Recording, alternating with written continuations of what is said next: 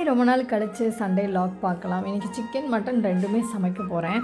Chicken gravy செய்யறதுக்குனே ஒரு பாத்திரம் வாங்கிட்டு பல வருடங்களாக இருக்குது. இப்போ இந்த புது பாத்திரத்தை அந்த ஸ்டிக்கெல்லாம் இருக்கலாம், அதெல்லாம் ஈஸியாக போகிறதுக்கு அந்த பாத்திரத்தை லைட்டாக ஹீட் பண்ணிவிட்டு அப்படி எடுத்திங்கனாவே ஈஸியாக வந்துடும். இட்லி கூட நான்வெஜ் காம்பினேஷன் சூப்பராக இருக்க போது. இட்லி அரிசி தனியாலாம் யூஸ் பண்ணுறது இல்லை, ரேஷனில் கொடுக்குற புழுங்கல் அரிசி பச்சரிசி ரெண்டுமே போட்டு தான் இட்லி பண்ணியிருக்கேன். சூப்பராக வந்துருந்துச்சு. மாறான சிக்கன் கிரேவி ரொம்ப ஷார்ட்டாக சொல்லி முடிச்சிடறேன். நல்லெண்ணெய் தேவையான அளவுக்கு, பட்டை கிராம்பு இந்த கரம் மசாலா ஸ்பைசஸ்லாம் பொரிஞ்சதுமா இது கூட 3 பெரிய வெங்காயத்தை நீல வாக்கில் கட் பண்ணி பொன்னிறமாக வதங்கினதுமா அது கூடவே 3 தக்காளியும் சேர்த்து நல்லா குழைவாக வதக்கிக்கோங்க.